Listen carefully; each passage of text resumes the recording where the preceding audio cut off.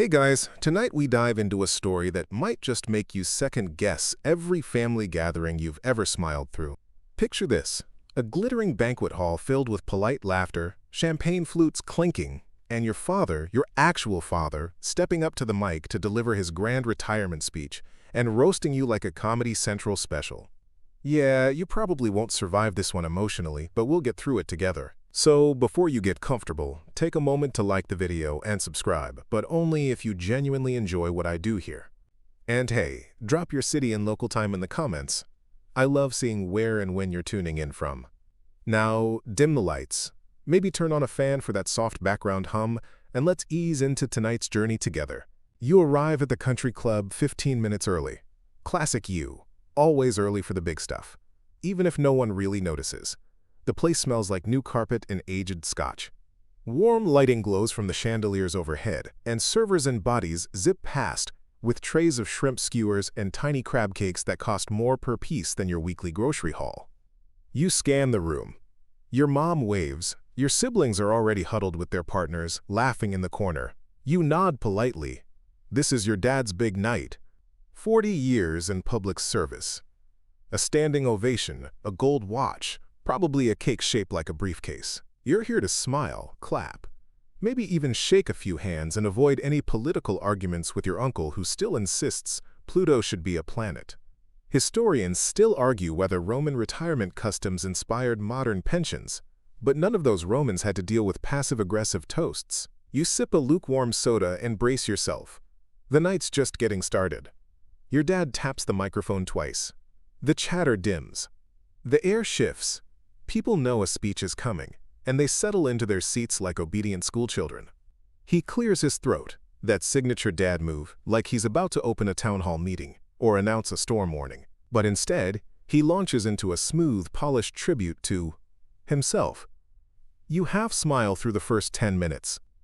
Stories about his first office job, a water cooler mishap, that time he met a senator in an elevator. The crowd eats it up. He's always had charisma, the kind of old-school confidence that made people trust him with their taxes, even when his shirts had mustard stains. Then he pauses. "And of course," he says with a chuckle, "I couldn't have made it without my wonderful family." Oh, here it comes. Your moment. But it's not a warm nod. Not even close. He grins. My oldest? Still trying to figure out what he wants to do when he grows up. At this point, we're all just hoping he remembers to pay rent next month. Laughter. Loud, awkward laughter. Someone claps. You freeze. There's a kind of humiliation that sinks into your bones. Not fire-hot embarrassment, but something colder. He moves on, already praising your siblings' careers. Attorney, nurse, engineer, and tossing you in like a forgotten paper napkin. Oddly enough, during Napoleon's retirement to Elba, he was mocked too, though he had led armies, not disappointed his dad at a buffet line. And, interestingly, the ancient Celts believed humiliating someone in public drained their power. Fringe, yes, but right now, it feels real. You nod, smile weakly, and take another sip of your drink. Carbonated shame, anyone? Historians still argue whether parental expectations in aristocratic families shaped modern Western success ideals. Either way, you've just been publicly shrink-wrapped. You stare down at your plate, lukewarm chicken, congealed gravy, and mashed potatoes with the consistency of regret. Around you, laughter continues like a slow leak in your self-esteem. You force a laugh too, but it sounds hollow in your ears, like an out-of-tune violin pretending to belong in the symphony. You glance across the table, hoping for someone to acknowledge the sting, maybe a sympathetic eyebrow raise from your cousin, or a sheepish smile from your mom. Nothing. They're too busy being charmed by your dad's punchlines. He's always had a way of making you the joke instead of the joy. And it's not new. You remember the science fair in 7th grade, when you built a working volcano, and he told the whole room, maybe he'll finally explode into a real student someday. A chuckle then, too. And prom night, when he handed your data brochure from military school and winked, just his Sense of humor, they'd say. Just a joke. But it always felt like a pin in your heart, one jab at a time. You excuse yourself and walk outside, the evening air like a cool hand on your burning face. There's a bench near the garden, your hiding spot since childhood. That's where you let the tears slip quietly. Just a few. You're not here to fall apart. You're here to decide. Funny how Emperor Diocletian retired to grow cabbages. Seriously, real ones. Some say he was happier there than ruling Rome. Historians still debate if it was a silent protest or genuine peace. Maybe you're due for your own Diocletian moment. Maybe you're ready to grow something too. Something unexpected. Something just for you. You stare up at the stars. One of them blinks. Or maybe that's just your blurry eyes playing tricks. The next morning, the air smells like stale coffee and reheated resentment. You shuffle downstairs, still in yesterday's hoodie, only to find your dad already in the kitchen, freshly shaved, mug in hand, humming Sinatra like nothing ever happened. He gives you a hearty clap on the back, says, "Toughen up, sport," and proceeds to butter his toast like he didn't publicly bulldoze your dignity 12 hours ago. It's the moment you realize something's broken, not in him, but in you. Because you're used to this. That's the problem. You head back upstairs, the sound of Sinatra following like a smug ghost. But this time, instead of spiraling into silence, you open your laptop. You've had enough. The man's retirement gala is coming up. Black tie, big venue, everyone he's ever worked with in a room full of clinking glasses and back padding. His big send-off. His victory lap. And you? You're gonna lace that lap with a little surprise. Not revenge. Not really. Just clarity. A full mirror-polished look at the man behind the dad jokes. You start drafting a speech. Something honest. Something clean. Like when Galileo, under house arrest, still whispered, "Eppur si muove," and yet it moves. They say he never said it, but historians argue still. Doesn't matter. It lives now. You open a blank document. The cursor blinks like it's daring you. And oh, you accept. Also, did you know the Aztecs believed hummingbirds were reincarnated warriors? You file that one away. You might need a symbol of strength for what's coming. A bird, a voice, a sting. The toast downstairs pops. But this time, you don't flinch. You start digging. Not for dirt, but for roots. You scroll through old emails, birthday videos, grainy family footage, anything that can help you build the case. Not for an audience, but for yourself. Because if you're going to stand up there and say something real, you better know what you're made of. And what made you? You find that video from 8th grade. The one where you're presenting your science fair project with a volcano that half erupted. Your dad's in the back, filming, laughing louder than the eruption itself. Not at the volcano, at you. You zoom in on his face. That smug look. You'd missed it before.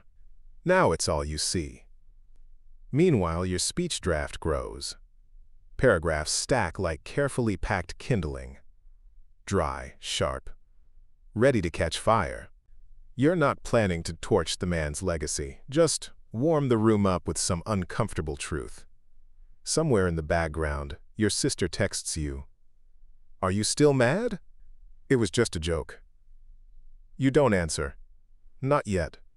You pause to sip coffee that's gone cold. Because of course it has. It tastes like chalk and spite. You scroll back in time again, clicking through his LinkedIn posts. The ones where he preaches about leadership and humility in shaping the future. You nearly choke on the irony. Fun fact. In ancient Rome, a general returning from victory would get a triumph parade, but behind him stood a slave whispering, "Memento mori." Remember, you are mortal. Even emperors needed humbling. Maybe you'll be that voice. Not in his ear, but on that stage. Historians still debate whether the practice actually existed, or if it was just a beautiful metaphor we wish were true, like good dads. Or apologies that come without prompting. You click save. It's the night before the retirement party, and you're staring at your mirror like it's some kind of crystal ball. Your speech is printed. 3 crisp pages, double-spaced, tucked safely in your folder like it's a sacred scroll. But your reflection keeps asking, "Are you sure?" You shrug. Are you ever? You pack your suit. Not the usual one. This one's dark navy, sharp lines, the "I'm an adult now" armor you only wear when someone needs to be politely destroyed. You check your notes again. You've written it like a bedtime story, but not the comforting kind. More like one of those original Grimm's fairy tales where toes get chopped off and nobody lives happily ever after. The venue is a grand ballroom. Yes, really. Chandeliers like glass octopuses cling to the ceiling. The caterers wheel in silver platters of hors d'oeuvres so delicate they look like edible origami. The guest list? Top brass from his company, old college buddies, the entire extended family, and you, the son with the folder. You check the seating chart. You're not next to him, of course. You're sandwiched between your aunt who smells like potpourri and your cousin who vapes through his sleeve. You spot the podium, glowing under the spotlight. It's taller than you remember. Maybe it's just the nerves.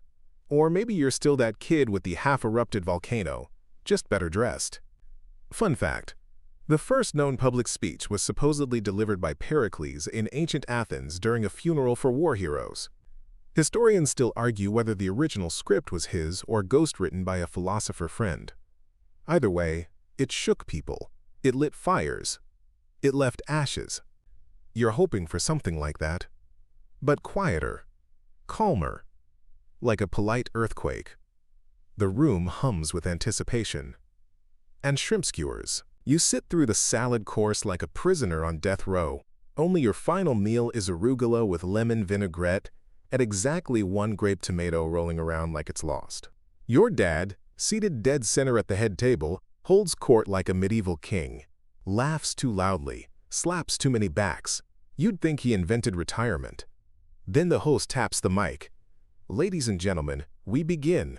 A slideshow of Dad's career rolls out, Photoshop's greatest hits.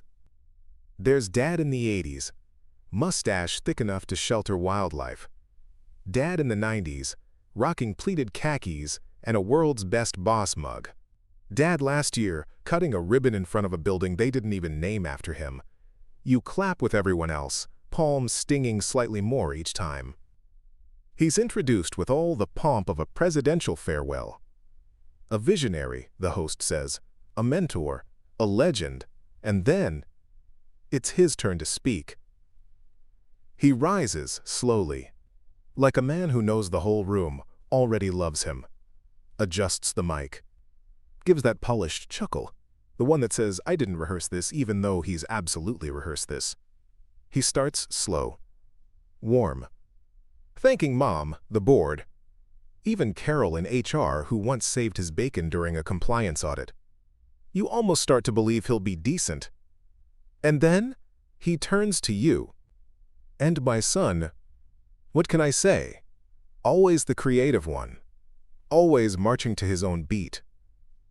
The crowd laughs lightly. He once told me he wanted to be a professional idea man. I told him, great. Just make sure one of those ideas pays rent someday. A bigger laugh. Your ears burn. Still waiting on that one, buddy, he adds, raising his glass. Historians still argue whether Nero actually played the fiddle while Rome burned. Or if that's just poetic exaggeration, you know how they felt. You smile, tight-lipped, cheeks aching. But inside, it's the Great Fire of London, 1666. A blaze sparked, not by carelessness, but by a father's need to publicly peacock. It's funny. Historians still argue whether that fire began in a bakery or if it was an excuse to push urban redevelopment. You know the feeling. Something burns, and they blame the wrong source. You stare at your plate. Your dad just torched you in front of 100 colleagues, your extended family, and your high school ex, who is somehow at the table behind you with a fiancé that looks like he bench presses Teslas for fun. The applause starts. They eat it up. The crowd thinks it's charming, like roasting your kid is a harmless dad joke. Maybe it would be, if it hadn't been the 1000th time. If it hadn't been your childhood's greatest hits. He's the sensitive one. He cries during movies.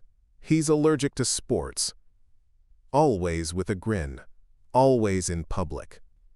Always to remind you, you're not him. As dessert is wheeled out, some glistening chocolate torte you no longer want, you excuse yourself.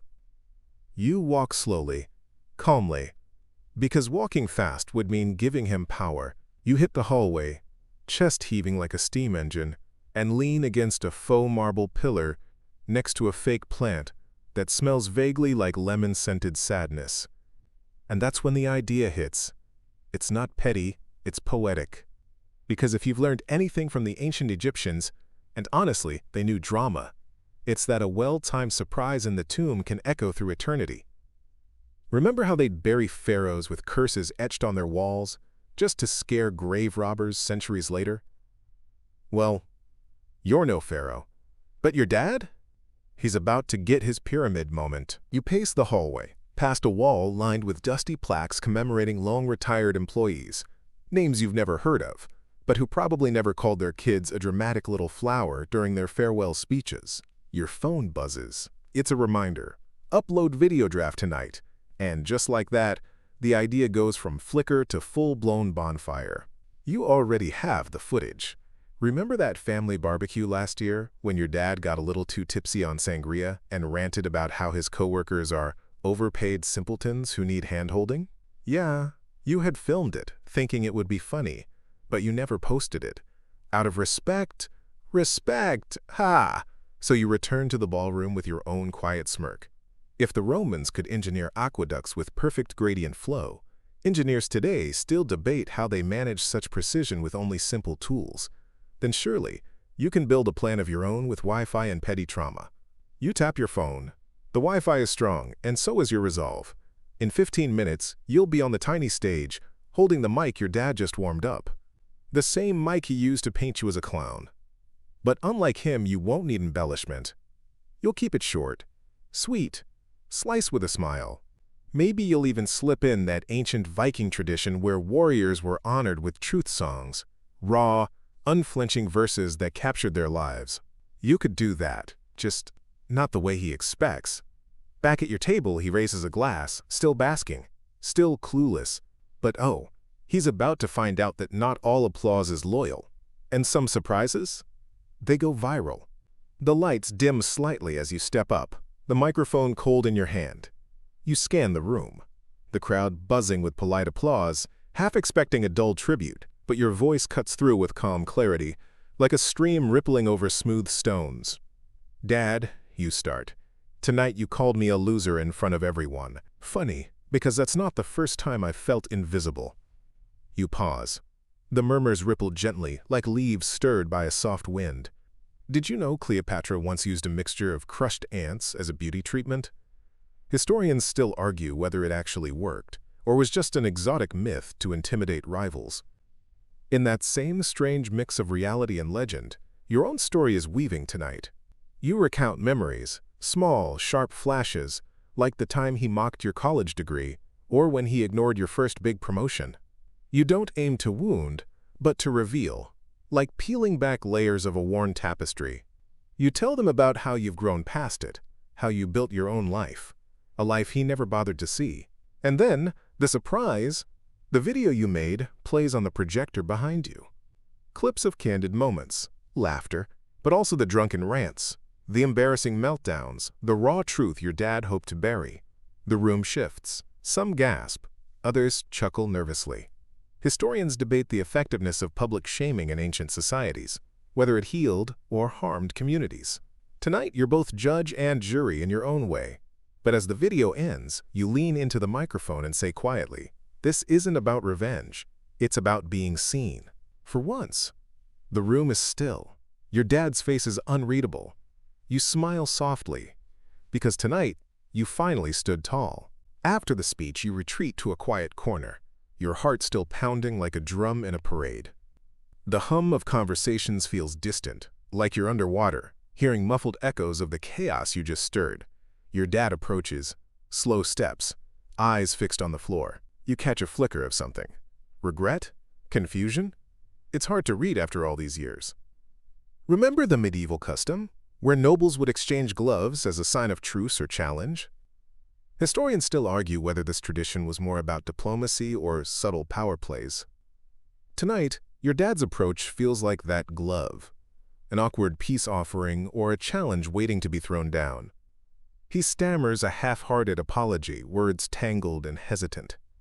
You nod, letting the silence speak louder than any speech ever could. Sometimes the loudest conversations happen without words, like the quiet between lightning and thunder. Your mind drifts to the surprising facts you learned while preparing. The ancient Romans had retirement ceremonies too, but instead of speeches, they had lavish feasts and gifts. Your dad's party had the feast, but the speech? It was something else entirely. You realize that this moment, strange and uncomfortable as it is, might be a crack in the wall between you two. The kind of crack where light and truth can seep through. But whether it will become a door or just a fracture, only time will tell. You slip out quietly, the hum of the party, now a soothing background melody. Outside, the night air is cool and still, like the calm after a storm. You breathe deeply, feeling the weight of the evening start to lift. The next day dawns with a surprising clarity, almost like the world decided to give you a fresh canvas after the chaotic mess of last night. You wake up to birds chirping, one of those random natural sounds that somehow feels like a reminder of simpler times, before family dinners turned into battlegrounds. You decide to take a walk, retracing childhood paths through the neighborhood park where you and your sister once raced to see who could touch the old oak tree first. You remember that in the Victorian era, parks were designed as peaceful escapes from industrial chaos, places where people could reflect and heal. Funny how you needed that kind of space now, to process your own industrial strength family drama. Walking past familiar sights, you catch yourself thinking about historians who still argue whether personal histories shape public ones or vice versa. Maybe your family saga is just one thread in a bigger tapestry, tangled and colorful, full of shadows and light. You feel a pang of something unexpected, a flicker of forgiveness, or maybe just acceptance. It's not the fireworks you hoped for, but it's a start, like the first tentative steps of a dance you forgot you knew. That afternoon, you find yourself scrolling through old photos, some crinkled, some faded, pictures of happier moments when your sister's smile wasn't a weapon but a shield. You pause on one of her, wearing that ridiculous party hat she loved, eyes sparkling with mischief, before the cake incident turned everything sour. Life's weird that way. Sometimes, the people who hurt you the most are also the ones you carry in your heart, whether you like it or not. That evening, you get a text from your sister. It's short, just a few words. Can we talk? Your heart races. The night feels heavy, like the air itself is waiting for your answer. You think about all the times families gathered around tables in ancient Rome, sharing bread and stories, even when grudges simmered beneath polite smiles. The tradition of reconciliation goes way back, though the methods definitely varied. You type back slowly, "Yeah, we can." You're not sure if you're ready to forgive fully, but the idea of closure feels like a fragile olive branch. You remember hearing once that the first recorded peace treaty was signed after centuries of conflict, a reminder that even the longest battles can end with a handshake, or at least a conversation. As you wait for her reply, your mind drifts to quirky facts, like how some medieval kings settled disputes by jousting tournaments. Painful, sure, but direct. Modern family fights are more like jousts with words, and maybe cake in the face, which might be less painful physically but hurt just as much emotionally. Historians still argue whether true forgiveness requires forgetting or if it's simply learning to live with the scars. You decide it's probably the latter, at least for now. Her message finally comes. "I'm sorry, I was out of line. Can we meet?" You hesitate, then reply, "Let's talk tomorrow."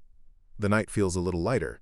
Maybe this is the start of something new, or at least a pause in the chaos.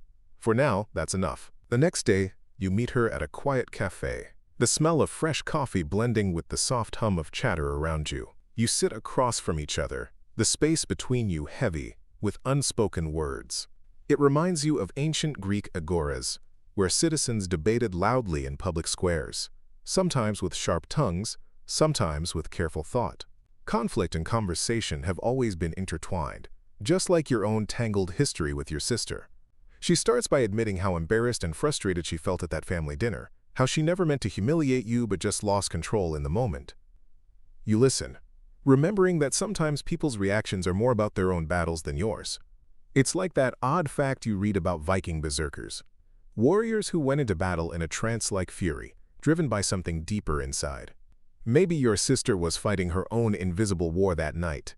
You share your feelings too, trying to keep the edge of sarcasm out of your voice. A challenge, because humor is usually your shield. You both laugh a little, breaking the tension, like a sudden summer rain after a long drought. Historians still argue whether humor helped ancient societies survive their darkest times, or just distracted them. But tonight, it's definitely helping you two. By the time you leave the cafe, there's a tentative peace between you. A sense that wounds might heal if given enough time and care.